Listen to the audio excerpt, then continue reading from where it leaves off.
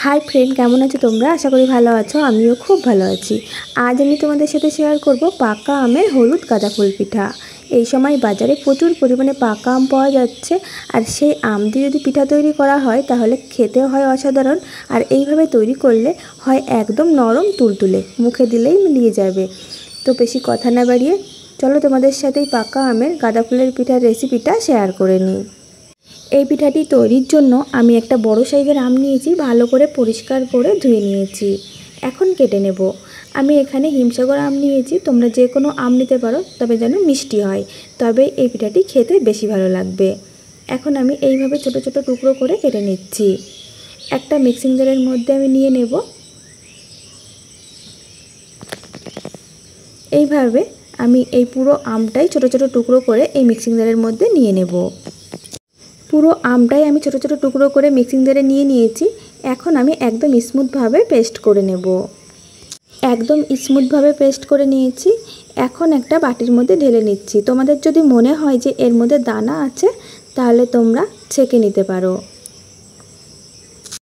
চলে এসেছি চুলাতে। চুলা একটা কড়াই বসিয়ে দিয়েছি, গ্যাসের ফ্লেম অন করে দিয়েছি।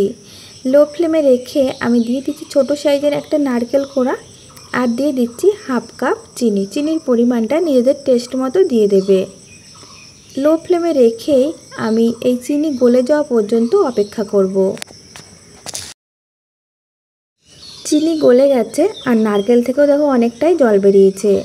এখন লো ফ্লেমে রেখেই এইভাবে অনবরত নেড়ে চেড়ে আমি এই জলটা পুরোপুরি শুকিয়ে নেব। পুরো জলটাই শুকিয়ে গেছে আর একটু আঠালো ভাব এসছে। এখন গ্যাসের ফ্লেম আমি অফ করে দেব আর নামিয়ে ঠান্ডা করে নেব। পুর ঠান্ডা হতে হতে আমি আবারও চলে এসেছি চুলাতে। একটা কড়াই বসিয়ে দিয়েছি, তার মধ্যে দিয়ে দিচ্ছি আগে থেকে পেস্ট করে নেওয়া আম। এই বাটির হাফ বাটি পরিমাণে হয়েছিল। এখন আমি ওই বাটির হাফ বাটি পরিমাণে দিয়ে দিচ্ছি জল। এই জলের সাথে এই আমের পেস্ট ভালো করে মিশিয়ে নেব। জলের সাথে ভালো করে মিশিয়ে নিয়েছি আমের পেস্ট। এখন দিয়ে দিচ্ছি সামান্য পরিমাণে লবণ। যারা পছন্দ না করো স্কিপ করতে পারো, তবে মিষ্টি জিনিসে সামান্য লবণ দিলে খেতে বেশ ভালো লাগে। এখন ফুটে আসা পর্যন্ত অপেক্ষা করব। ফুটতে শুরু করেছে। এখন দিয়ে দিচ্ছি 1 কাপ চালের গুঁড়ো। আমরা যে কাপে চা খাই সেই কাপ মেপেই 1 কাপ চালের গুঁড়ো নিলাম।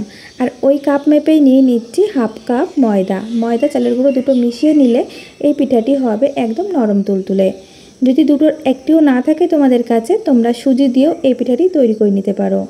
এখন লো ফ্লেমে রেখে আমি ভালো করে মিশিয়ে নিচ্ছি। সব কিছু ভালো করে মিশিয়ে নিয়েছি। এখন লো ফ্লেমে রেখে ঢাকা দিয়ে হতে দেব 5 মিনিট। এতে করে ময়দা চালের গুঁড়ো খুব ভালোভাবে সিদ্ধ হয়ে যাবে। 5 মিনিট পর ঢাকনা খুলে নিচ্ছি। গ্যাসের ফ্লেম আমি অফ করে দিলাম। এখন আমি নামিয়ে নেব। গরম থাকতে থাকতে আমি মেখে নেব।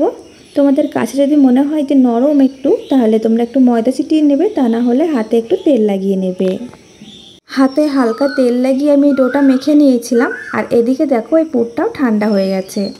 এখন এই ডোয়ের থেকে কিছুটা নিয়ে নিচ্ছি। যতটা বড় করবে এই ফুলগুলো সেই পরিমাণ বুঝেই নিয়ে নেবে। আমি কিছুটা নিয়ে নিলাম। এখন একটু বাটি মতো করে নিচ্ছি আর দিয়ে দেব পুর। একটু পরিমাণ মতো দিয়ে দেবে যাতে পুরটা বেরিয়ে না যায়। এখন আমি ছিল করে নিচ্ছি। আবারও রাউন্ড শেপ দিয়ে নেব।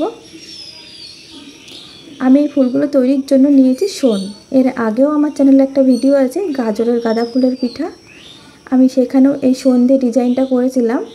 একটা শোন থাকলেই কিন্তু অনেক ধরনের ডিজাইন তৈরি করে নেওয়া যায়। এই ডিজাইনগুলো বলে বোঝানো যাবে না, দেখে শিখে নিতে হবে। তৈরি করা দেখো কতটা সহজ, যে কেউ তৈরি করতে পারবে। তোমরা চাইলে অন্যান্য ডিজাইনও তৈরি করে নিতে পারো নিজেদের পছন্দ মতো। এই যে একটা তৈরি হয়ে গেছে, একই রকমভাবে আমি বাকি ফুলগুলো ডিজাইন তৈরি করে সব পিঠার ডিজাইন আমি একই রকমভাবে তৈরি করে নিয়েছি। এখন একটা থালার উপর সাজিয়ে নিচ্ছি। একটা ছিদ্রযুক্ত থালার উপর আমি কিছুটা তেল ব্রাশ করে নিয়েছিলাম। আর এগুলো তৈরির জন্য এখন আমি চলে যাব চুলাতে। চুলায় আমি আগে থেকে একটি কড়াইতে পরিমাণ মতো জল দিয়ে ফোটাতে বসিয়েছিলাম। দেখো জল ফুটতে শুরু করেছে। এখন এই থালাটি আমি বসিয়ে দিলাম। এখন ঢাকনা দিয়ে ঢেকে দেব 10 মিনিটের জন্য। মিডিয়াম টু হাই ফ্লেমের মাঝামাঝি রেখে। ঢাকনায় যদি কোনো ছিদ্র থাকে সেটিও বন্ধ করে দিতে হবে। তো 10 মিনিট পর আমি ফিরে আসছি। 10 মিনিট পর ফিরে এসেছি। গ্যাসের ফ্লেম আমি অফ করে দিলাম। এখন ঢাকনা খুলে নিচ্ছি। এখন খুবই গরম, এখন হাত দিলেই ডিজাইনটাই নষ্ট হয়ে যাবে, কারণ খুবই নরম আছে। তো ঠান্ডা হওয়ার পর আমি তোমাদের দেখাচ্ছি। চুলা থেকে নামিয়ে পুরোপুরি ঠান্ডা করে নিয়েছি। এখন হাত দিলেও দেখো ডিজাইনটা নষ্ট হয়ে যাচ্ছে না, একদম নরম তুলতুলে হয়েছে। একটা প্লেটের মধ্যে আমি সাজিয়ে নিচ্ছি।